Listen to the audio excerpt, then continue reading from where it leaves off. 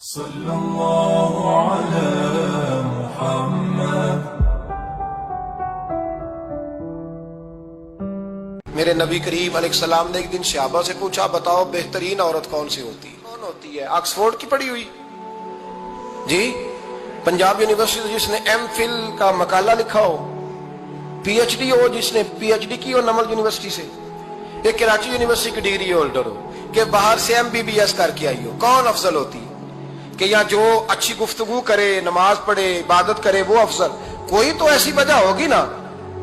صحابہ سے حضور نے سوال پوچھا تو صحابہ نے بھی مختلف جوابات دیے۔ کسی نے کہا حضور پنجگانہ نماز پڑھنے والی، فرمایا بات تمہاری ٹھیک ہے پر تم میری مراد کو نہیں پہنچے۔ ایک نے کہا یا رسول اللہ صلی اللہ علیہ وسلم پردہ کرنے والی، فرمایا بات تمہاری ٹھیک ہے پر تم میری مراد کو نہیں پہنچے۔ ایک نے کہا حضور با پردہ عورت، فرمایا بات تمہاری ٹھیک ہے پر تم میری مراد کو۔ حضرت علی کہتے ہیں بیٹھا میں بھی تھا بیچ، لیکن میں بھی مراد کو سمجھ نہیں پا رہا تھا، حالانکہ شہر علم کے دروازے کا نام مولا علی ہے۔ فرماتے ہیں اس وقت اللہ کی حکمت تھی کہ جواب کوئی اور دے، تو حضرت علی کہتے ہیں قد بھی میرا چھوٹا تھا، بیٹھا بھی میں پیچھے تھا، تو تھوڑی گردن اور جھکا کے نا تو میں نکل گیا اور فاطمہ کے حجرے میں پہنچ گیا۔ تو میں نے کہا فاطمہ حضور نے ایک سوال پوچھا ہے تو صحابہ جواب دے رہے ہیں پر حضور کہتے ہیں تم میری مراد کو نہیں پہنچے، ذرا جلدی سے جواب نہیں دیتی؟ تو خاتون جنت ہنس پڑی، فرمانے لگی میں جواب دوں؟ آپ کو بھی کہا ہاں دیں جواب کا کیا؟ فرمانے لگے بتاؤ سب سے بہترین عورت دنیا کی کون سی؟ سب سے بہترین؟ تو جناب فاطمہ کہنے لگی سادہ سا جواب تھا، آپ لوگوں کو آیا کیوں نہیں؟ کہا چلو بتاؤ۔ تو جناب فاطمہ فرمانے لگی دنیا کی سب سے بہترین بی بی وہ ہے جس کو نہ کبھی غیر محرم نے دیکھا ہو، اور اگلے لفظوں پہ غور کرنا، نہ کبھی غیر محرم نے اسے دیکھا ہو اور نہ اس بی بی نے کبھی کو غیر محرم دیکھا ہو۔ یہ کوئی پڑتا نہیں کہ بی بی کہتی ہے جناب میں تو چہرہ ڈھام کے نکلی تھی، باقی میں دکاندار سب سے بات چیت کر آئی، سب کے چہرے دیکھ آئی۔ حضرت فاطمہ نے بتایا کہ تیری آنکھوں کا بھی پردہ ہے، اور وہ روایت وہاں الگ موجود ہے کہ حضور نے حضرت عائشہ صدیقہ ام سلمہ سے کہا کہ عبداللہ ابن مکتوم نابینا ہے تو پردہ کرو۔ تو یہ نابینا اس سے پہلے، سیرت نگاروں نے لکھا ہے کہ ایک دن یہ اس سے پہلے حضرت فاطمہ کے گھر چلے گئے حضور کے ساتھ، تو نبی کریم علیہ السلام نے جب ان کو لے کے حضور داخل ہوئے تو جناب فاطمہ نے آنکھیں جھکا لی، پردہ کر لیا۔ تو حضور نے فرمایا بیٹی وہ تو نابینا ہے، تو عرض کرنے لگی حضور مجھے تو نظر آ رہا ہے نا۔ یعنی حضور نے جو ازواج کو کہا وہ بات کی، جناب فاطمہ کا جو انداز ہے وہ نرالا ہے۔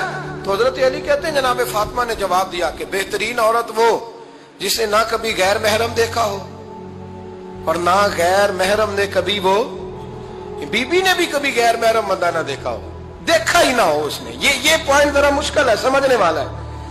تو حضرت علی کہتے ہیں میں وہاں سے گردن جھکائی اور بیچ آ کے بیٹھ گیا، بات ابھی جاری تھی۔ حضور نے فرمایا آتا ہے کسی کو جواب؟ تو کہتے ہیں میں نے ہاتھ کھڑا کیا، میں نے کو حضور آتا ہے؟ تو حضور مسکرا پڑے، فرمایا چل بتا۔ میں نے عرض کی حضور بہترین عورت وہ ہے کہ نہ کبھی اسے غیر محرم نے دیکھا ہو نہ اس نے کبھی غیر محرم دیکھا ہو۔ تو حضرت علی کہتے ہیں شاباش مجھے ملنی چاہیے تھی نا۔ حضور مسکرا پڑے، کہنے لگے میں نے تو پہلے ہی کہا ہے فاطمہ تو بدعت منی، فاطمہ میرے جگر کا ٹکڑا ہے، میں نے تو بڑا پہلے کہہ دیا ہے۔ تو کہتے ہیں صحابہ میری طرف دیکھنے لگے کہ یہ تو تعریف فاطمہ کی ہونے لگ گئی ہے۔ تو میں نے کہا کیا کریں؟ اس محبوب کو بتایا ہے جس کے لیے اللہ نے کوئی پردہ رکھا ہی نہیں، سارے پردے کھول دیے۔ حضرت فاطمہ کے وصال کا وقت آیا، انتقال کا، تو حضرت اسماء بنت امیس کو بلایا اور بلا کے فرمانے لگی تو مجھے غسل دینا اور سوائے میرے شوہر مولا علی کے کسی اور سے مدد بھی نہ لینا۔ اور فرمانے لگی میں نے حبشہ کے بارے میں سنا ہے کہ وہاں جب بیویوں کا جنازہ اٹھتا تھا تو وہ لوگ چارپائی کے اوپر یوں کر کے اس طرح کر کے لکڑیاں لگاتے تھے، نیچے باندھ لیتے تھے اور لکڑی میں لچک ہو تو اوپر جا کے پھر اس کو باندھ دیتے تھے تو پردہ بن جاتا تھا۔ فرمایا میں نے علی کو بتا دیا ہے، تمہیں بھی بتا رہی ہوں، جنازہ میرا رات کو اٹھانا اور لکڑیاں لگا کے نا تو اوپر پردہ کر لینا، میرے وجود پر پڑی ہوئی چادر پر بھی کسی کی نظر نہیں پڑنی چاہیے۔ رات کو جنازہ اٹھانا اور رات کو مجھے دفن کر دینا۔ مدینہ منورہ میں حضور کے وصال ظاہری کے 6 ماہ بعد جناب فاطمہ الزہرا کا جنازہ اٹھا تو مسجد نبوی شریف سے ایک شخص اپنی داڑھی آنسوؤں سے بھگوتا ہوا نکلا تو حضرت ابوبکر صدیق نے کھڑا کر کے پوچھا کیوں نبی پاک کے چچا عباس روتے کیوں ہو؟ حضرت عباس کہنے لگے پہلے حضور گئے تھے، اب نبی پاک کی تصویر بھی چلی گئی۔ کیا ہوا؟ کہ جناب فاطمہ کا وصال ہوا، پھر سے ایک دفعہ مدینے میں رات آئی، پھر سے شام ہوئی، پھر سے جنازہ اٹھا۔ شیر خدا علی المرتضیٰ رضی اللہ تعالیٰ عنہ نے، حضرت عباس نے، حضرت قسم بن عباس نے، حضرت عبداللہ ابن عباس نے تدفین سے فارغ ہوئے۔ ایک روایت ہے کہ حضرت عباس نے جنازہ پڑھایا، اور ایک مستند روایت ہے کہ حضرت ابوبکر صدیق نے جنازہ پڑھایا۔ اور جب جنازہ پڑھا کر کے باہر نکلے تو حضرت علی شیر خدا کی آنکھوں میں آنسو تھے۔ اتنے کالی روتے کیوں ہو؟ ماننے لگے صرف فاطمہ نہیں گئی، مصطفیٰ کریم کی امت کے لیے دعائیں کرنے والا ایک بڑا ہاتھ رخصت ہوا ہے، ایک بڑا ہاتھ۔ جناب فاطمہ الزہرا نے 29 سال کی عمر مبارک گزاری۔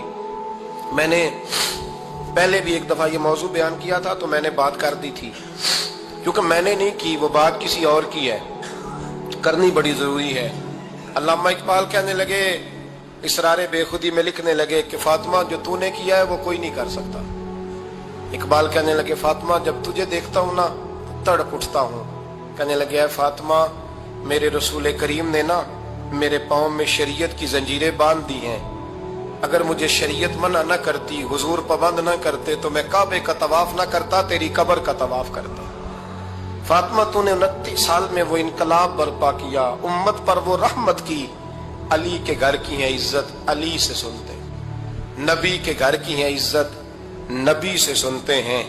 وہ جس نے معزز کیا گھرانے کو، حسین پال کے جس نے دیا زمانے کو۔ اور میرے اعلیٰ حضرت فرماتے ہیں سیدہ زاہدہ طیبہ طاہرہ۔ کبھی آپ اگلا فقرہ سنے نے تو بریلی کے امام نے حد کر دی، فرمانے لگے جان احمد کی راحت پہ لاکھوں سلام۔ جان احمد کہتے ہیں نبی پاک کی جو جان ہے وہ سیدہ فاطمہ ہے، اور صرف جان نہیں، یہ وہ والی حضور کی جان ہے جس سے نبی پاک سکون حاصل کرتے ہیں، راحت حاصل کرتے ہیں۔ جان احمد کی راحت پہ، اور اس کا ایک ترجمہ یہ ہے کہ نبی پاک کی جان کو سکون حضرت فاطمہ کی وجہ سے ملتا۔ جان احمد کی راحت پہ لاکھوں سلام۔ اور حضرت حسنین کریمین کا ذکر کرتے ہوئے فرماتے ہیں آب تطہیر سے جس میں پودے جمے۔ حضرت فاطمہ کے بارے میں کچھ روایتوں میں یہ آتا ہے کہ عورتوں کی طرح انہیں حیض نفاس نہیں آتا تھا، اللہ نے پاک پیدا فرمایا، اور مولا علی تو پہلے ہی پاک ہے۔ تو فرماتے ہیں یہ جو بچے ہوئے نا یہ آب تطہیر سے جس میں پودے جمے، یہ بریلی کے امام کی محبت ہے سیدہ فاطمہ سے اور حسنین کریمین سے۔ کیا انداز ہے! کہنے لگے آب تطہیر سے جس میں پودے جمے۔ اس رات کے بعد انسان کا سب سے زیادہ تعلق اس کے رب کریم کے ساتھ ہوتا ہے۔ اللہ تبارک و تعالیٰ کی طرف سے اسے نعمتیں ملتی ہیں، رب کریم کی طرف سے اس پر عطائیں ہوتی ہیں۔ اللہ کی طرف سے وہ آیا ہے اور واپس اللہ ہی کی طرف لوٹ جائے گا۔ ابتدا بھی مالک کریم کی ذات ہے اور انتہا بھی اسی رب کریم کی ذات ہے۔ انسان دنیا میں جتنے بھی پیچ و تاب کرتا ہے، جتنی بھی دنیا داری کرتا ہے، اور جتنے بھی معاملات میں وہ وقت گزارتا ہے، وہ سارے عارضی ہیں، وقتی ہیں، اور بہت ساری چیزیں تو صرف اور صرف دھوکہ ہیں اور دھوکے کے سوا کچھ بھی نہیں۔ اگر اس کا یہ ذہن بن جائے کہ میں نے اپنے تعلقات کو، اپنے معاملات کو اپنے رب کے ساتھ صحیح رکھنا ہے، تو جب اللہ کے ساتھ اس کے معاملات ٹھیک ہوتے ہیں تو بندوں کے ساتھ خود بخود ہی ٹھیک ہو جاتے ہیں۔ اگر خشیت الہی پیدا ہوتی ہے، خوف خدا اسے نصیب ہو جاتا ہے، اور اگر اللہ تبارک و تعالیٰ کا قرب اسے میسر آتا ہے، اس رستے کا یہ سفر شروع کر دیتا ہے، تو بندوں کے ساتھ تو معاملات ویسے ٹھیک ہو جاتے ہیں۔ اس لیے کہ جب اللہ سے ڈرے گا، نہ دھوکہ کرے گا، نہ فریب کرے گا، نہ جھوٹ بولے گا، نہ کسی شخص کے ساتھ بددیانتی کرے گا، جب اللہ کے ساتھ اس کا تعلق ٹھیک رہے گا، اور جب یہ اپنے آپ کو آزاد سمجھے گا نا کہ میں ہوں اور میں ہی ہوں اور میں نہیں چلنا ہے، تو پھر یہ اپنی مرضی سے معاملات کو چلائے گا تو خرابی پیدا ہوگی۔ اللہ تبارک و تعالیٰ کے ساتھ انسان کا جو رشتہ ہے اس میں انسان کی کچھ کمزوریاں آڑے آتی ہیں، گناہ ہو جاتے ہیں، غلطیاں ہو جاتی ہیں۔ ان غلطیوں کے بعد اپنے رب کریم کے ساتھ اپنے تعلق کو مضبوط کرنے کے لیے اللہ رسول نے جو ہمیں وظیفہ دیا اس کو استغفار کہتے ہیں۔ استغفار ویسے اس کا لفظی معنی تو ڈھانپنا ہوتا ہے، یہ غفر سے بنا ہے، لیکن اس کے اصطلاحی معنی یہ ہے کہ جو گناہ انسان سے ماضی میں ہو جائیں ان سے معافی چاہنے کا نام استغفار ہے۔ کچھ لوگ توبہ اور استغفار کا لفظ اکٹھا بولتے ہیں، لیکن توبہ کا معنی ہوتا ہے آئندہ گناہ نہ کرنے کا وعدہ کرنا، اور استغفار کا معنی ہوتا ہے پچھلے گناہوں سے اللہ کے حضور معافی مانگنا۔ اگرچہ مفہوم کے لحاظ سے یہ ہم معنی ہی بنتے ہیں، لیکن ان کا جو اصطلاحی مفہوم ہے وہ یہ ہے کہ جب آپ پچھلے گناہوں سے معافی مانگ رہے ہوتے ہیں تو اس کو استغفار کہتے ہیں۔ اللہ تعالیٰ نے اس استغفار کو بڑا پسند فرمایا، بڑا پسند فرمایا، اور یہ استغفار کے جملے مالی کو اتنے پسند آئے کہ اللہ نے نبی پاک علیہ السلام کو بھی حکم دیا، کہا محبوب آپ بھی میری بارگاہ میں استغفار کریں۔ اگرچہ حضور کا استغفار اس معنی میں نہیں ہے، بلکہ نبی پاک کا استغفار تو بلندی درجات کا معاملہ ہے۔ چونکہ استغفار خود ایک عبادت ہے تو یہ عبادت کرنے کا اللہ نے اپنے محبوب کو بھی ارشاد فرمایا۔ جب فتح مکہ ہوئی تو فرمایا اذا جاء نصر اللہ والفتح، جب اللہ کی مدد آئی تو پھر فتح نصیب ہوئی، وَرَأَيْتَ النَّاسَ يَدْخُلُونَ فِي دِينِ اللَّهِ أَفْوَاجًا، تو پھر آپ دیکھیں گے لوگوں کو، لوگ فوجوں کی فوجیں دین میں داخل ہو رہے۔ لوگ پہلے ایک ایک دو دو کر کے آیا کرتے تھے، تو اب فوجوں کی فوجیں آ رہی ہیں، تو یا اللہ ہم کیا کریں؟ تو رب کریم نے فرمایا محبوب فَسَبِّحْ بِحَمْدِ رَبِّكَ وَاسْتَغْفِرْ، اپنے رب کے لیے حمد کرو، تسبیح پڑھو اور استغفار کرو۔ کیا کرو؟ استغفار، معافی مانگو، اس کے حضور آہذاری کرو، استغفار کرو۔ معنی یہ ہوا کہ جب تو غلطی ہو جائے پھر بھی استغفار کرو، جب اللہ زیادہ نعمتیں دے پھر بھی استغفار کرو۔ ہمارے ہاں یہ ہوتا ہے کہ جب تو کوئی نقصان ہوتا ہے تو وہ اللہ کی طرف سے ہوتا ہے، نقصان ہو جائے تو کہتے ہیں اللہ کی مرضی تھی، اور فائدہ ہو جائے تو کہتے ہیں میں نے محنت ہی بڑی کی تھی، میری جدوجہد بڑی تھی۔ ایک بچہ ایک دفعہ میرے پاس کہیں انٹرویو کے لیے جا رہا تھا تو دعا کرانے آیا، کہنے لگا میں نے وہاں جانا ہے، دعا کیجئے گا اللہ تعالیٰ کامیابی دے۔ میں نے دعا کی، کچھ اس کو پڑھنے کو بتایا، لیکن کامیاب نہ ہو سکا، لوٹ آیا۔ تو میں نے پوچھا کہ کیا بنا؟ کہنے لگا حضرت صاحب بس اللہ کی مرضی تھی، اللہ کی مرضی تھی۔ پھر ایک دفعہ گیا تو نہ، اللہ کی مرضی تھی۔ تیسری دفعہ گیا، کامیاب ہو گیا۔ تو بھئی اب کیا بنا؟ کہنے لگا جی جب میں داخل ہوا تو اس نے جاتے ہی مجھ سے پوچھا سب سے پہلا سوال یہ کہ تمہیں جنرل نالج کی بھی کچھ معلومات ہے یا شعبے کے آدمی ہو؟ تو میں نے کہا جناب پوچھئے۔ تو انہوں نے پاکستان کا حدود اربہ پوچھا تو میں نے فٹافٹ بتا دیا۔ پھر انہوں نے مجھ سے پوچھا کہ یہ جو مینار پاکستان ہے اس کی تجویز کس شخص نے دی تھی؟ تو میں نے فٹافٹ اس کا بھی نام بتا دیا۔ پھر شارٹ ہینڈ کے ایک دو سوالات اس نے کیے تو وہ بھی میں نے بتا دیے، تو الحمدللہ کامیاب ہو گیا۔ میں نے کہا بیٹے جب تو ناکام ہوا تھا تو اللہ کی مرضی تھی، اور کامیاب ہوا ہے تو میں لگا دیے، اب اللہ کی مرضی کدھر گئی؟ یہ اتنا بڑا نقص ہے انسانی فطرت کا، اتنی بڑی کمزوری ہے کہ معاذ اللہ تعالی ہم کمزوریاں قدرت کے کھاتے میں ڈال دیتے ہیں، اور ناکامیاں قدرت کے کھاتے میں، اور کامیابیاں کیا تماشا۔ حالانکہ ہونا یہ چاہیے تھا کہ جہاں انسان کمزور پڑے تو کہے میری غلطی تھی، میری غلطی تھی۔ صوفیاء یہ سبق دیتے ہیں، اللہ کے بندے یہ پیغام دیتے ہیں کہ جب تو کہیں ناکام ہو جائے تو سمجھ جائے تیری، اور جب تو کامیاب ہو جائے تو سمجھ رہے اللہ راضی ہو گیا تھا، اللہ نے رحمت کر دی، اس نے فضل کیا۔ تو یاد رکھیں استغفار، کئی چیزوں پہ استغفار ہوتا ہے، کئی چیزوں پہ، اور استغفار کا نفع ملتا ہے۔ کیا نفع ملتا ہے؟ وہ سورہ نوح کی آیت نمبر 10، 11 اور 12 میں اللہ نے بیان فرمایا کہ استغفار صرف گناہ سے معافی چاہنے کا نام نہیں، بلکہ استغفار کا تمہیں فائدہ ملے گا۔ کیا؟ رب فرماتے ہیں فَقُلْتُ اسْتَغْفِرُوا رَبَّكُمْ۔ جب حضرت نوح کی قوم قحط کا شکار ہو گئی، آزمائشیں آ گئیں، تو آ کے حضرت نوح سے کہنے لگے اب ہم کیا کریں؟ تو کیا کہا حضرت نوح نے؟ فرمایا فَقُلْتُ اسْتَغْفِرُوا رَبَّكُمْ، آپ نے فرمایا اپنے رب سے استغفار کرو، اپنے رب سے۔ انہوں نے قحط کی بات کی، انہوں نے کہا کہ کھیتیاں اجڑ گئی ہیں، بارش نہیں ہو رہی، قحط کی بات کی۔ آپ نے کیا کہا؟ استغفار کرو، کیوں کہ انہو کان غفارا، بے شک اللہ بڑا ہی بخشنے والا۔ وہ کیا کرے گا؟ یرسل السماء علیکم مدرارا، وہ تم پر موسلا دار بارش برسائے گا۔ جب تم استغفار کرو گے تو اللہ موسلا دار بارش برسائے گا، وَيُمْدِدْكُمْ، اور وہ تمہاری مدد کرے گا۔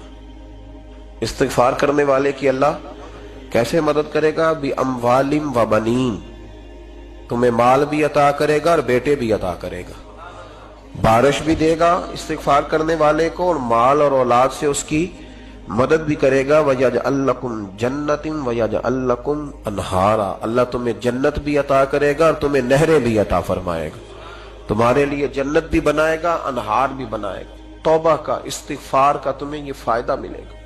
ایک استغفار، ہمارے بزرگوں نے وہ لکھا ہے کہ جب انسان کو اللہ نعمتیں دیتا ہے تو پھر رب کا حکم ہے کہ اس پر شکر بھی کرے، نعمتوں پر اللہ کا شکریہ نہ کرنے پر بھی استغفار کرنا چاہیے۔ اے اللہ تو نے بڑا کچھ دیا تھا پر میں شکر ادا اس پر بھی۔ ہمارا تو اب یہ حال ہے کہ جو ہمارے پاس چیزیں ہیں وہ ہم کہتے ہیں یہ تو میرا حق تھا، لیکن جو نہیں وہ مجھے فٹافٹ ملنی چاہیے۔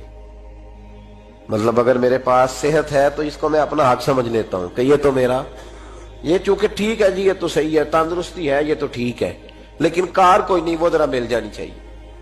اولاد تو میرے پاس ہے، وہ تو میرا حق تھا، میرا رائٹ تھا، معاذ اللہ وہ تو ہم نے حق بنا لیا۔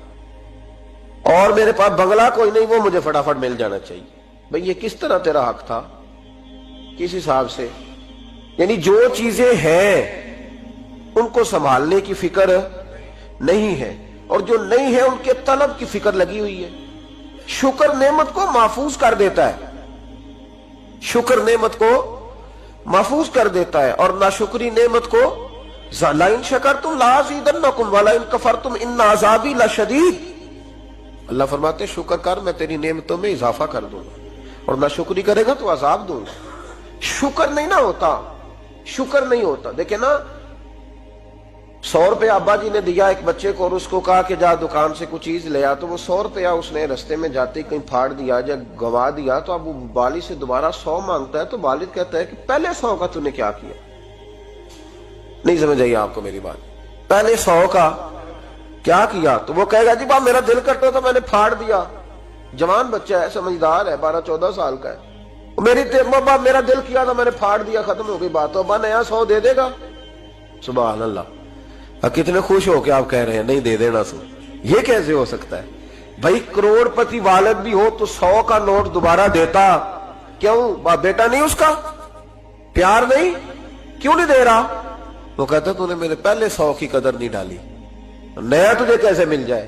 انہیں خیال ہی نہیں کیا، تو نے جدوجہد ہی نہیں کی، تو نے۔ حضرت ملا رومی نے مثال دی ہے، جناب رومی فرماتے ہیں کہ بغیر محنت کے لوگوں کو اللہ نے نعمتیں دی ہیں تو انہوں نے شکر ہی نہیں ادا کیا۔ اندھے سے پوچھ آنکھ کی قدر کیا ہے، پوچھ اندھے سے، پوچھ معذور سے کہ ٹانگوں پہ چلنا کتنی بڑی نعمت ہے، کبھی پوچھ اس سے جس کا مکان تو ایک کنال میں ہے پر رونے والا بچہ کوئی بھی نہیں، پوچھ اس سے جس کی جیبیں دولتوں سے بھری ہوئی ہیں پر کوئی نہیں کہتا کہ ابا 10 روپے دینا، پوچھ یہ کتنی بڑی تکلیف ہے۔ حضرت رومی نے لکھا ہے، وہ فرماتے ہیں کہ ایک والد تھا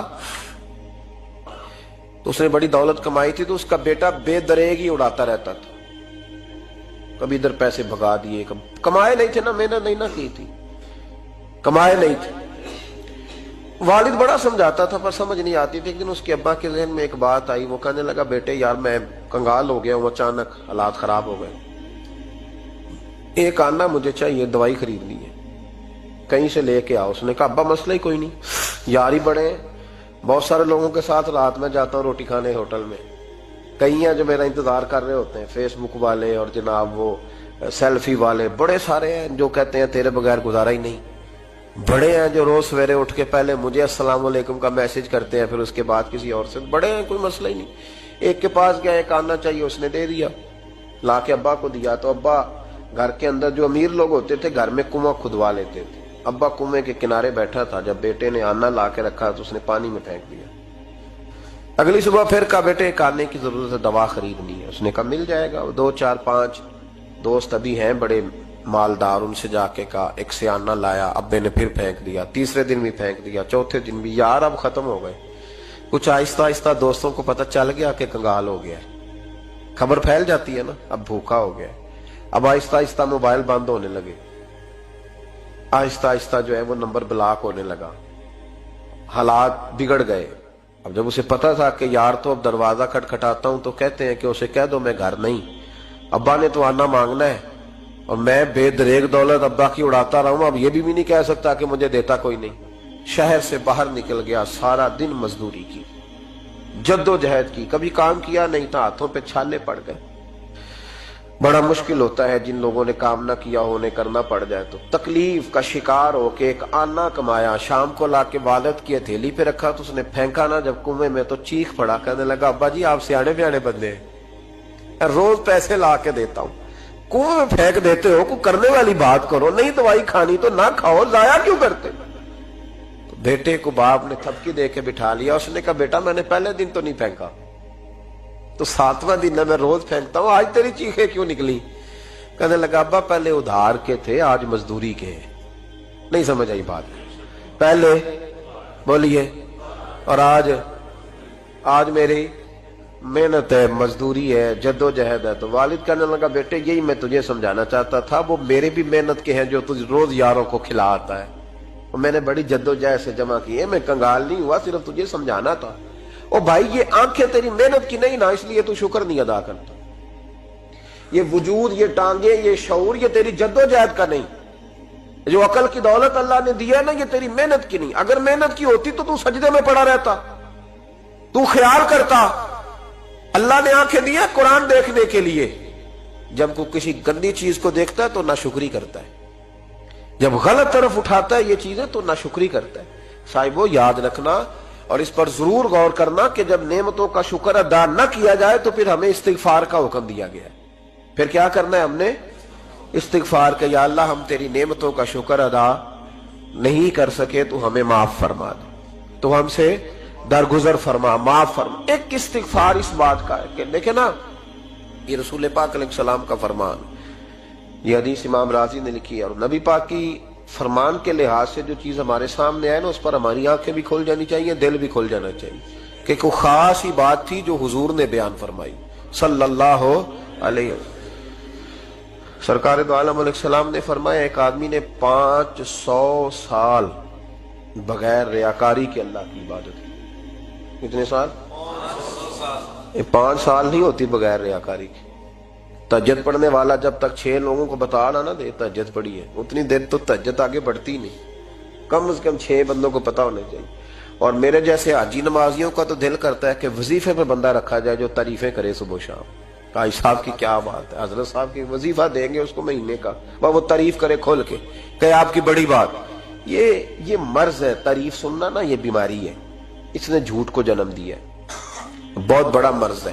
حضرت سعدی نے اس پر بہت بڑے مقالہ جات لکھے ہیں اور فرماتے ہیں یہ مرض کچھ لوگوں میں بہت زیادہ ہوتا ہے۔ ایک امیروں میں، امیر لوگ ناراض نہ ہو جائیں پر انہوں نے کہا ہے تو کوئی حکمت ہوگی نا، امیروں میں تعریف سننے کا مرض بہت زیادہ ہوتا ہے۔ فرماتے ہیں ایک بادشاہوں میں اور تیسرا عورتوں میں، ان میں یہ بیماری بہت زیادہ ہوتی ہے۔ کوئی تعریف نہ کرے تو خود اپنی کرنی شروع کر دیتے ہیں، خود ہی کہہ دیتے ہیں کہ کیا بات سی، میرے ابا جی تے وہ تے 100 حال چلدا سی تے 150 بندہ ٹکر کر، ابا جی دی چھڈ تو دس تیرے کنے چل دے، تیرے کول کنے بندے روٹی کھاندے، اپنی بات کرنا۔ اقبال کہتے تھے تو وہ آبا تمہارے ہی مگر تم کیا ہو، ہاتھ پہ ہاتھ درے منتظر فردا، ابا جی کی دادا جی کے چھوڑ اپنی کر، ہمیں تو تیرا پتہ ہے تو اپنی بات کر، تیرے اندر بھی کوئی چیز ہے کہ نہیں۔ ابا دادا تو سب کے بڑے، حضرت آدم کی اولاد ہے تو حضرت آدم نبی تھے، تو باپ دادا تو سب کے بڑے بڑے ہی ہیں، بات یہ ہے کہ اپنی بات کرنی چاہیے نا۔ تو یہ بیماری ہے، یہ نقص ہے۔ 500 سال بغیر ریاکاری کی عبادت، اور بیان میرے نبی کریم علیہ السلام فرما رہے ہیں 5، بولیے، یہ بہت بڑا مسئلہ ہے، دکھاوا نہ ہو، ریاکاری نہ ہو۔ ہم مجالس میں جاتے ہیں نا جناب، محافل میں، تو لسٹ ملتی ہے، یہ چودھری صاحب نے صدارت ہے، انہوں نے خصوصی تعاون کیا ہے، تو یہ فلانے صاحب ہے تو ان کا بھی نام لینا ہے۔ تو میں کبھی کبھی کہہ دیتا ہوں کہ یار آپ نے تو کہا تھا یہ نبی پاک کی تعریف کی محفل ہے، اور یہاں آپ نے لسٹ لگا دی ہے پوری تعریف کرنے والوں کی۔ کچھ ضروری ہے کسی کا نام لینا اور اس کا جناب ذکر کرنا اور اشتہار پہ اس کی فوٹو آنا؟ یہ کچھ ضروری ہے؟ ویسے بھی کوئی اچھا لگتا ہے کہ نبی پاک کے نام کی محفل اور میں صدارت کر رہا ہوں؟ ڈرنا چاہیے نا مجھے اللہ تعالیٰ سے، حضور کی محفل اور میری صدارت، اس پر کبھی غور کریں۔ اگر کوئی راہ طریقت کا مسافر ہوگا تو تڑپ جائے گا کہ نبی پاک کے نام کی محفل اور سرپرستی ایک ایسے آدمی کی جس کو وضو تک نہیں کرنا آتا، چھ معنی دار ہے، کوئی دھندا ہے معاذ اللہ تعالیٰ، جس کا جو دل کرے وہ کرتا جائے۔ 500 سال بغیر ریاکاری کی عبادت کی، 500 بڑا مشکل ہوتا ہے۔ حضور فرماتے ہیں یہی بندہ جب اللہ کے حضور کھڑا کیا جائے گا تو رب کریم اس سے کہے گا کہ چلو اس کو میرے فضل سے جنت میں لے جاؤ۔ تو عرض کرے گا مالک فضل تو ٹھیک ہے پر 500 سال لگائے ہیں میں نے، 5 وہ مولوی صاحب میری طرح کے بیچارے جو امام مسجد ہوتے ہیں نا تو وہ بھی کہتے ہیں جب میں آیا تھا تو 30 بچے تھے مسجد میں، اب 80 ہو گئے۔ اور بھائی یہ بندوں کو بتانے کی کیا ضرورت ہے، یہ تو اللہ کی رضا کے لیے ہے نا، تو چھوڑ اس میں اتنا تذکرہ کرنے کی کیا حاجت۔ 500 سال جس نے لگائے، بول پڑا یا اللہ 500 سال لگائے اور تو کہتا ہے کہ اس کو میرے فضل سے لے جاؤ۔ تو رب کریم نے فرمایا چلو کوئی نہیں، پھر انصاف کر لیتے ہیں، الٹی آنکھ کی روشنی نکال کے ترازو کے ایک پلڑے میں رکھو اور 500 سال کی بغیر ریاکاری کی عبادت دوسرے پلڑے میں رکھو۔ کبھی اس مریض سے پوچھنا جس کو ڈاکٹر کہہ دیتا ہے کہ تیری آنکھ کا علاج نہیں ہو سکتا، بے بس ہوتے ہیں ڈاکٹر، جواب دے جاتا ہے شعور۔ پوچھ کبھی اس شخص سے کو کہتے ہیں بس جناب اب آپ اپنی آنکھیں موجود ہونے کے باوجود آپ دیکھ نہیں سکتے، اتنی موٹی آنکھ لگی ہوئی ہے، لیکن روشنی اللہ چاہے تو دیتا ہے، نہ چاہے تو نہیں دیتا۔ 5 ایک آنکھ کی روشنی ایک پلڑے میں رکھ لو اور دوسرے میں 500 سال کی عبادت رکھ دی، اللہ اکبر۔ تو رب کریم نے فرمایا اب تولو، جب تولی تو وہ عبادت تھوڑی تھی اور ایک نعمت زیادہ تھی۔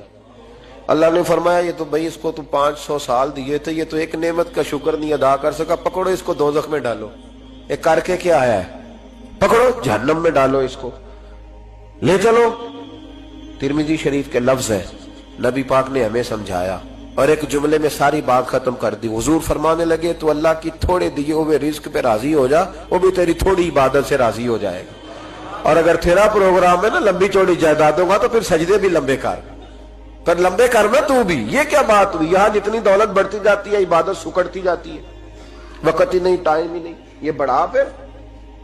تو جب دوزخ میں جانے لگا نا تو پھر خیال آیا، تو حضور فرماتے استغفار کرنے لگا، کہنے لگا اللہ میں بھول گیا تھا، اللہ مجھے غلطی لگ گئی، استغفار کر رہا۔ تو جب اس نے استغفار کیا تو رب کریم تو پہلے ہی بڑا قبول کرنے والا ہے، یا اللہ میں بھول گیا تھا، فرمایا چلو جو استغفار کرے اسے تو میں ویسے ہی معاف کر دیا کرتا ہوں، اسے بخش دو، اسے میرے فضل سے جنت میں لے جاؤ۔ پہلا استغفار، ہمارے بزرگ نے ایک مراقبہ کراتے تھے، مراقبہ ان فی خلق السماوات والارض واختلاف اللیل والنہار لآیات لأولی الالباب۔ مراقبہ ہوتا تھا اللہ کی نعمتوں پر غور کرنے کا نام۔ تو اکیلا بیٹھ، گردن جھکا اور غور کر خدا کا فضل کتنا ہے اور میری اس میں محنت کتنی، اس کا شمار کر۔ اس طرح کر کے 2 خانے بنا، ایک خانے میں اللہ کی نعمت رکھ اور دوسرے میں پھر اپنی محنت رکھ، اس کو کہتے ہیں مراقبہ۔ یہاں سے مراقبہ سٹارٹ ہوتا ہے، اور اگر تو شکر ادا کر رہا ہے تو پھر ٹھیک ہے، ورنہ پھر استغفار کر، پھر اللہ کے حضور معافی مانگ، پھر اس کے حضور آہوزاری کر، پھر اس سے کہہ کہ وہ معاف کرے۔ ہم لوگ یہ والا مراقبہ نہیں کرتے، اس لیے جو چیز ہے وہ تو میرا حق تھا، مجھے فٹافٹ دوسری بھی چاہیے۔ استغفار کریں اس لیے کہ ہم شکر ادا صحیح طور پر کر سکے۔ پھر اس کے بعد دوسرا استغفار اس وقت ہوتا ہے اللہ اکبر کہ جب انسان باشعور زیادہ ہو پر بے عمل بھی اتنا ہی زیادہ ہو، اسے بھی استغفار زیادہ کرنا چاہیے۔ اب میرے سمیت کسی بھی آدمی کو چھیڑیں گے نا تو دنیا اور مافیہا کی وہ باتیں کرے گا، لیکن جب اس کا عمل دیکھا جائے گا تو کچا سا، پلپلا سا، کمزور سا۔ یعنی ایسے لوگ ہیں جو ماں باپ کی عظمت پر 6 گھنٹے تقریر کر سکتے ہیں، لیکن اگر ان کی اماں سے جا کے پوچھا جائے کہ بیٹے کا حال کیا ہے جی، تو کہتے ہیں بڑی تکلیف میں ہو۔ اپنے بیٹے کے سبب سے وہ بڑی آزمائش کا شکار. بھئی تیری 6 گھنٹے کی تقریر کا معنی کیا ہوا؟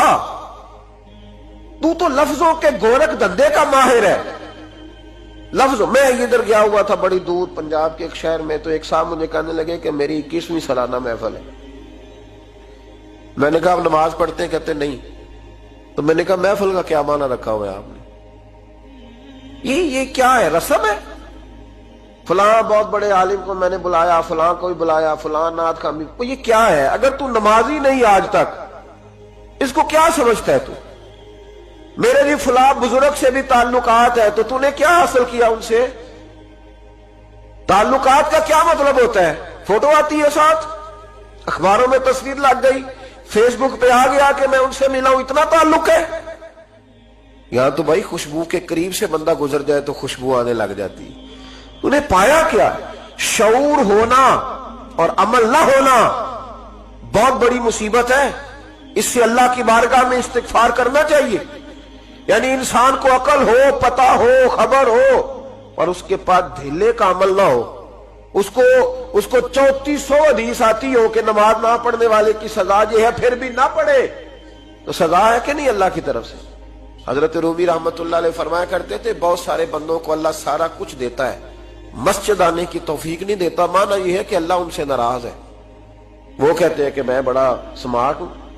تو عقل ہونا اور عمل نہ ہونا، اس پر بھی استغفار کرنا چاہیے. شعور ہو اور انسان کو عمل کی توفیق. یار ساری زندگی گورکھ دھندے میں گزر گئی لوگوں کی، لفظوں کے بڑے ماہر رہے. اور میں ایسے لوگوں کو دیکھتا ہوں تقریریں 6 گھنٹے کی، او ہو 9 گھنٹے کی تقریریں سنتے، بیٹھتے ہیں مجالس میں. نماز کا وقت آتا تو مصیبت بن جاتی، بھاگتے جان چھڑاتے. مسجد کی حاضری 20 منٹ کی بھی صحیح نہیں دے سکتے. کیا ہے یہ کیوں پوٹ بن گیا تیرے اوپر؟ غور کر، ڈر اللہ سے. میرے نبی کریم علیہ وآلہ وسلم نے ارشاد فرمایا قیامت کے دن کچھ لوگ کئیوں کی بات سن کے جنت میں چلے جائیں گے. اللہ تعالی ہماری پردہ پوشی عطا فرمائے.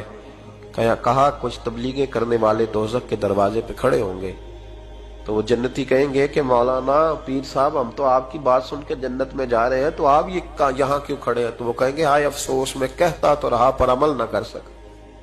میں عمل، اس سے مراد صرف ممبر پہ بیٹھنے والا مولوی نہیں، اس سے ہر وہ شخص مراد ہے جو نصیحتیں تو بڑی کرتا ہے لیکن خود عمل وہ بہت بڑا الفاظ کا ذخیرہ رکھتا ہے، پر عمل کے لیے 2 سجدے بھی صحیح طریقے سے دے سکتا. پھر وہ استغفار کرے، پھر وہ اللہ کی بارگاہ میں معافی مانگے، پھر وہ توبہ کرے. اس لیے کہ جو جتنا بڑا ہوتا تھا نا اس پہ خشیت بھی اتنی زیادہ طاری ہوتی، اس پر خشیت بھی اتنی جتنا. حضرت عمر فاروق رضی اللہ تعالیٰ عنہ کو زخم لگ گیا، شدید زخم لگا، آپ آ گئے، بڑی زیادہ خون بہ گیا ہے. بہت سارے صحابہ آپ کے گرد جمع ہو گئے، حضرت عبداللہ ابن مسعود بھی آ گئے. تو جناب عمر رونے لگ گئے. اب تو رونا آتا ہی نہیں لوگوں. حضرت محی الدین ابن عربی کہا کرتے تھے جس کو پورا ہفتہ ہو گیا ہے نا وہ طریقت کا مسافر بھی. جاگ رہے ہیں آپ حضرات؟ کہتے تھے جس کو پورا ہفتہ ہو گیا نا طریقت کا مسافر بھی ہے پر اللہ رسول کی یاد میں رویا نہیں. فرماتے تھے مجھے تو اس کے ایمان پر شک ہونے لگ گیا کہ 8 دن ہو گئے اسے خیال ہی نہیں آیا. حضرت عمر میدان میں جس شخص کے کبھی پاؤں نہیں لڑکھڑائے، اللہ رسول کی بات آتی تھی تو دریا بہتے تھے آنسو. یہاں حال ہی کوئی نہیں. خشک خوش جملے اور جناب موٹے موٹے تراشے ہوئے فکرے اور لفظوں کی ہیرا پھیری، اس کے علاوہ کوئی چیز نظر ہی نہیں آتی. حضرت عمر رونے لگے، آخری وقت ہے، تڑپ رہے ہیں، آنسو بہ رہے.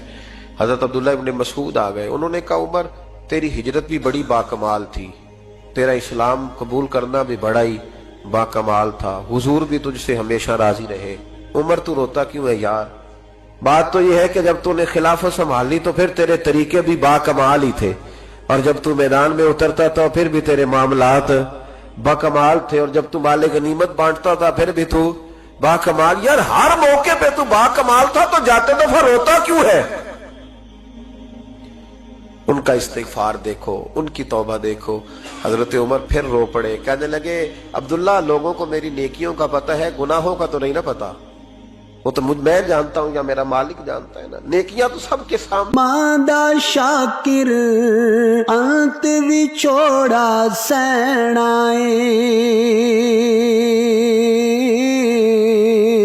آپ ڈگنا آپ اٹھنا پینا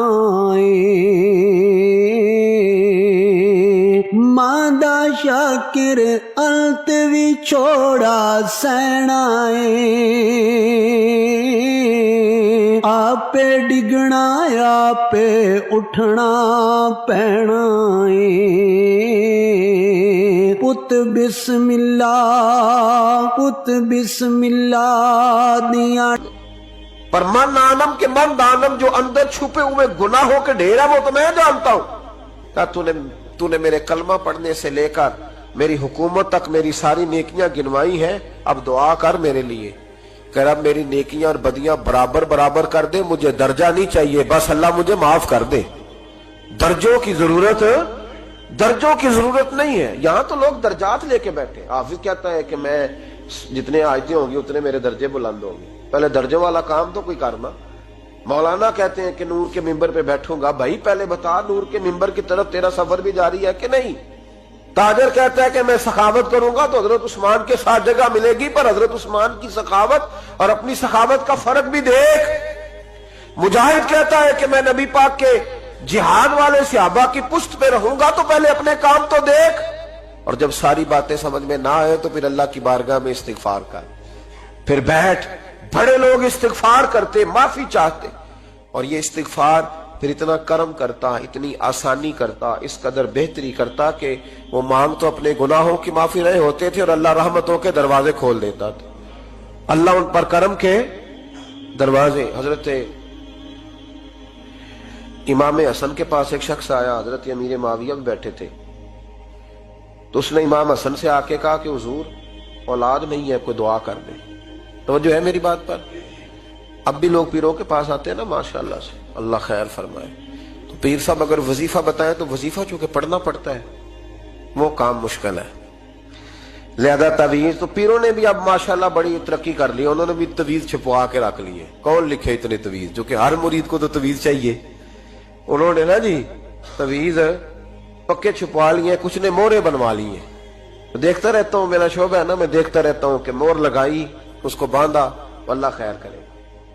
تو اب وہ نفسیاتی معاملہ ہے, ظاہر ہے 100 بندہ تعویذ لے کے گیا ہے تو 1.5 کو تو فرق پڑے گا ہی نا بیچ میں سے. جس کو فرق پڑ گیا اس کا فیس بک پہ دے دیا, یہ میری کرامت ہے جی. تو جس کا نہ پڑا جی, جڑے محرم راز حقیقت دے او تے راز حقیقت کھول دے ہی نہیں. اے جنہ ویکھیا نہیں او کرن گلاں, جنہ ویکھ لیا او تے بول دے ہی نہیں. ہمارے ایک حضرت تھے تو ان کے پاس ہم بیٹھے تھے, نیک آدمی, تو تعویذ دیا تو مرید کہنے لگا حضور دوبارہ کب آؤں. کہنے لگے فرق پڑ گیا تو آ جانا, نہیں تو کہیں اور چلے جانا. اس لیے کہ شیخ عبدالعزیز دباغ رحمت اللہ علیہ کے ایک مرید نے کہیں تنقید کر دی تھوڑی سی. یہ لفظ بسنا بہت بڑے ہیں, ان کی میں تشریح نہیں کروں گا. جتنے جملے اتنی بات کر کے بیت جاؤں گا. ان کی تشریح نہیں ہو سکتی, یہ ان کی توضیح نہیں ہو سکتی, کچھ تفصیل نہیں ان کی ہو سکتی. یہ جملے بڑے, میں کوئی تشریح نہیں کروں گا. اس نے کہا کہ حضور فلاں فلاں فلاں فلاں جگہ مجھے پریشانی ہے آپ کے حوالے سے. تو آپ فرمانے لگے میں نے کون سا باندھا ہوا ہے, نہیں سمجھ میں بات آتی تو کہیں اور چلا جا. باندھ کے رکھا, نہیں دروازے کھلے ہوئے, کہیں اور چلا جا, ختم ہو گئی بات. تنقید کرنے کی ضرورت چھٹی. اس لیے کہ وہ لوگ بت نہیں بناتے تھے کہ بس ادھر ہی پوجا کرنی ہے کہ کہیں اور نہیں جانا. یہ چھوڑے ہے نا ہمارے چکر چلا ہوا, میرے علاوہ کہیں اور نہ جانا. شیخ عبدالوہاب شرونی فرمایا کرتے تھے یہ تو نقص ہے تیرے اندر کا, یہ تو تیرے اندر کا نقص ہے. اگر تو قابل ہوتا تو کہتا جا سنگیا سارا زمانہ دیکھا, اگر کوئی میرے جیسا ملا تو چلا جانا, اور اگر میری طرح کا نہ ملا تو پھر کہیں اور جا دیکھا سارا. او بھائیو کیا چکر ہے, وظائف لوگ پوچھتے تھے تو ان پہ عمل کرتے تھے, وہ چیزیں فائدہ دیتی. حضرت امام حسن سے آ کے وظیفہ پوچھا, اس شخص نے کہا حضور اولاد کوئی نہیں تو وظیفہ بتائیں. تو آپ نے فرمایا استغفار پڑھا کر. کیا کر؟ اس نے کہا ٹھیک ہے. تو حضور پھر میں دوبارہ کب آؤں؟ تو امام حسن کہنے لگے بے اولاد ہے نا تو, استغفار کا وظیفہ بتایا نا. کہا ہاں. فرمانے لگے اب اس وقت آنا جب اللہ تجھے 10 بیٹے عطا کرے گا. کتنے؟ 2 4 نہیں, 10 ہی کہہ دیے. تو حضرت امیر معاویہ رضی اللہ تعالیٰ دیکھا, کہنے لگے حسن اتنا بڑا دعویٰ. آپ فرمانے لگے میں نے کہہ دیا نا تو اللہ فضل کرے گا.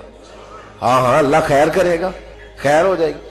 وہ شخص کئی سالوں کے بعد آیا, کئی سالوں کے بعد, تو حضرت امیر معاویہ کو بھی ساتھ لایا. کہنے لگا حضور اللہ کے فضل سے اللہ نے 10 بیٹے عطا فرمائے, پورے 10 ہی اللہ نے دیے. تو حضرت امیر معاویہ کہنے لگے جناب بات تو آپ کی سچی ہو گئی, پر مجھے بھی بتائیں یہ وظیفہ کہاں سے لیا؟ فرمانے لگے قرآن پاک سے. سورہ نوح کی 10, 11, 12 آیت پڑھو. اللہ فرماتے ہیں تم استغفار پڑھو, میں تمہاری بیٹوں سے بھی مدد کروں گا, مالوں سے بھی مدد کروں گا. تو میں نے استغفار بتائی تھی اور قرآن میرے اللہ کا ہے, رب کا وعدہ جھوٹا ہو سکتا؟ فرمایا 10 بیٹے ملنے تھے, میں نے کہہ جو دیا تھا. اور میرے بھائیوں یاد رکھیں استغفار اللہ کی رحمت نازل کر. ایک ہوتا ہے خوف, ایک ہوتی ہے خشیت. خوف والے لوگ توبہ کرتے ہیں, خشیت والے استغفار کرتے ہیں. ایک ہوتا ہے خوف, ایک ہوتی ہے خشیت والے استغفار کرتے ہیں. نبی کریم علیہ السلام نے فرمایا میں دن میں 100 مرتبہ استغفار کرتا ہوں, دن میں. توبہ والا کہتا ہے کہ میں بھول گیا تھا, مجھے معافی مل جائے. اور خشیت والا کہتا ہے میرا یار ناراض نہ ہو جائے, وہ استغفار ہی کرتا رہتا ہے, وہ معافی حضرت رومی نے مثال دی ہے. فرماتے ایک عورت تھی تو بھیک مانگا کرتی تھی. ایک دن بادشاہ کے دروازے پہ بھیک مانگنے گئی تو بادشاہ کو پسند آ گئی, اس نے نکاح کر لیا. 20 کنیزائیں اس بی بی کے پاس تھی خدمت کرنے کے لیے, روٹی دینے کے لیے, کپڑا دینے کے لیے, لیکن وہ ہر وقت روتی رہتی تھی, ہر وقت روتی. ایک سمجھدار کنیز کہنے لگی کہ ملکہ اب تیرا درجہ بہت بڑا ہے, تو ہر وقت روتی رہتی ہے, معافیاں ہی مانگتی رہتی ہے ہر وقت, کون سی ایسی نعمت ہے جو تیرے پاس نہیں؟ تو وہ کہنے لگی اس لیے تو روتی ہوں.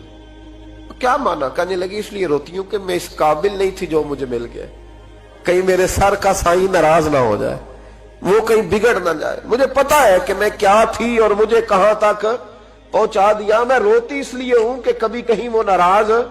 حضرت عمر اس لیے روتے تھے کہ کہیں مصطفیٰ ناراض نہ ہو جائے. حضرت ابو بکر اس لیے تڑپتے تھے کہ کہیں اللہ کا فضل روٹھ نہ جائے.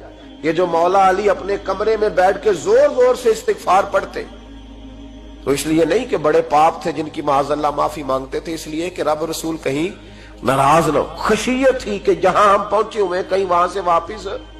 استغفار بندے کی اللہ سے صلح کرا دیتا ہے, بندے کی رب سے صلح ہو جاتی ہے جب استغفار. دیکھیں نا بڑی سادی سی بات ہے کہ 2 بھائی ناراض ہوں تو بڑا کہتا ہے اس نے میری بے ادبی بڑی کی, تو چھوٹا اگر پاس آ جائے اور پیر پکڑ لے کہ چل یار معاف کر دے, تیرا بھائی نہیں.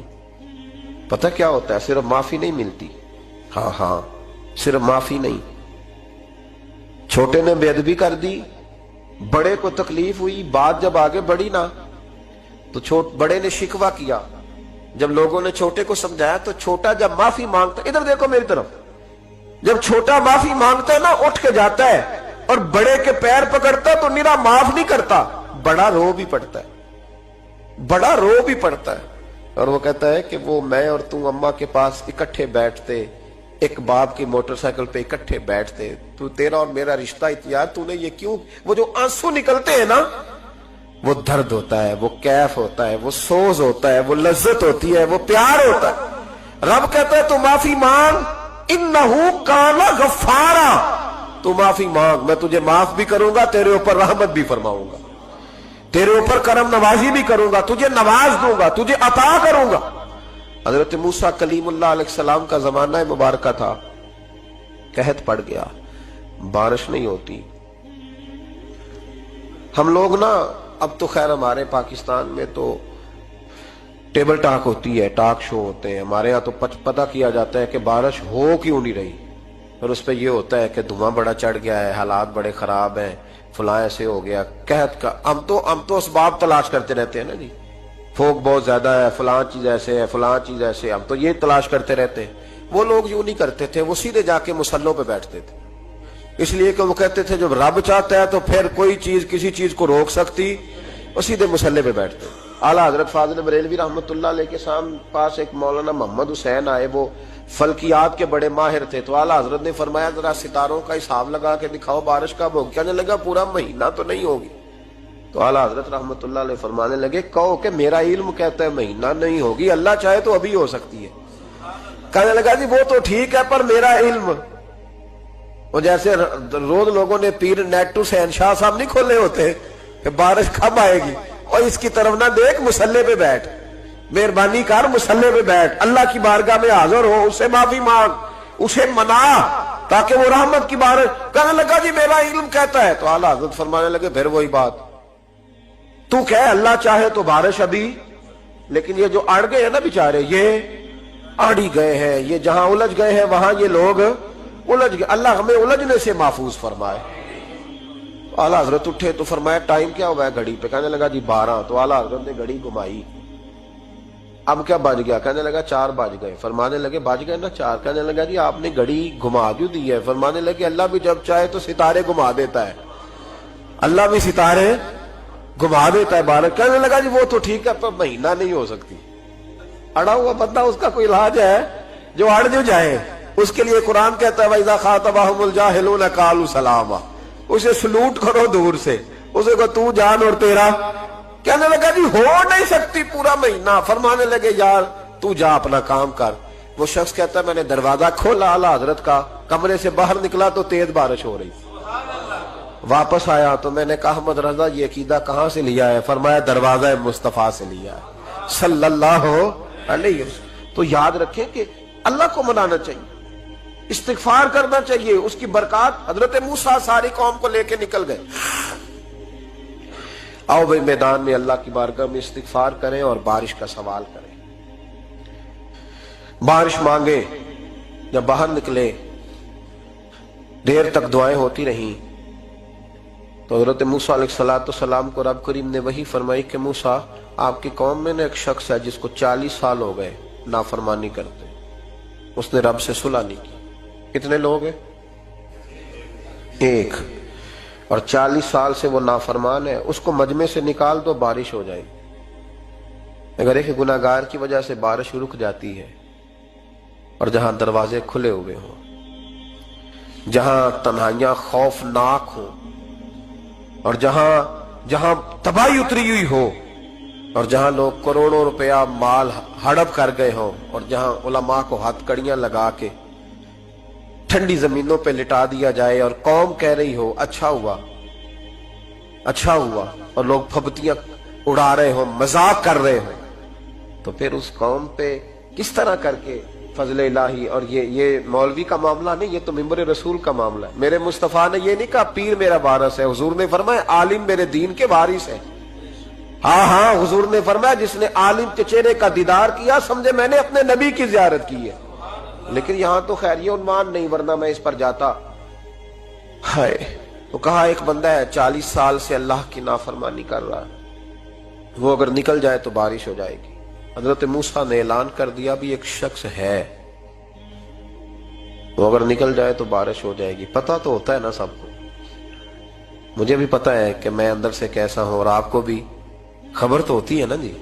جب بات ہو رہی ہوتی ہے تو پھر پتہ تو چلتا ہے نا کہ بات کہاں جا کے سیٹ ہو رہی ہے، پتہ چلتا ہے نا۔ اسے بھی چل گیا پتہ، اب اندر ہی اندر رونے لگا۔ اور دیکھو امام رازی اور امام غزالی دونوں نے لکھا ہے کہ اس درد سے رویا، اس درد سے کہ ادھر والے کو بھی پتہ نہ چل جائے، مجمع کے اندر کھڑا ہے اور ادھر والے کو بھی استغفار، دیکھو ادھر والے کو پتہ نہ چل جائے اور ادھر والے کو بھی کہیں ہجوم میں غم میں بھی توہین نے ضبط غم نہ ہوئی۔ ہم اس احتیاط سے روئے کہ آنکھ نم نہ ہوئی، ہجوم میں غم میں بھی توہین نے ضبط غم نہ ہوئی۔ ہم اس احتیاط سے روئے کہ آنکھ نم نہ ہوئی، روئے بھی پر کسی کو آنسو نہیں دیکھنے دیے۔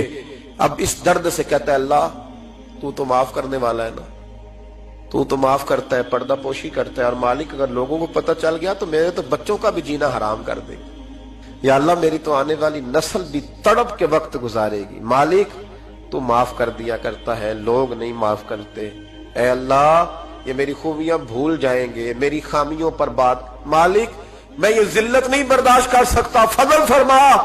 حضرت موسیٰ نے دوبارہ اعلان کیا نکلتے ہو کہ نہیں نکلتے؟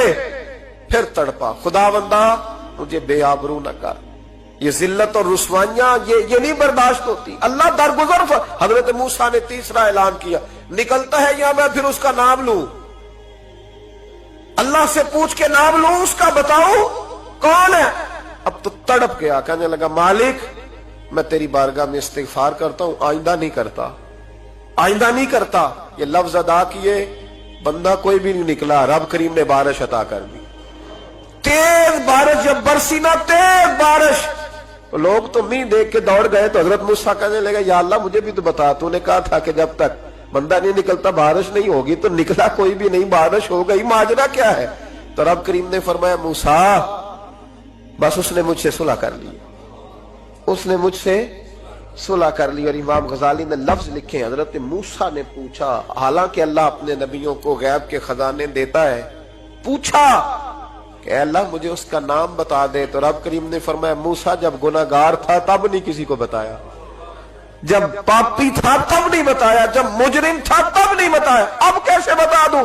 فرمایا اس کی میری صلح ہو گئی ہے، اور فرمایا جو بارش نہیں نہ ہو رہی تھی وہ بھی اس کی وجہ سے نہیں ہو رہی تھی، اب جو ہوئی ہے نا تو یہ بھی اسی کی وجہ سے ہوئی ہے، یہ بارش اب جو ہوئی ہے تو یہ بھی یہ اس گناہگار کے سبب سے۔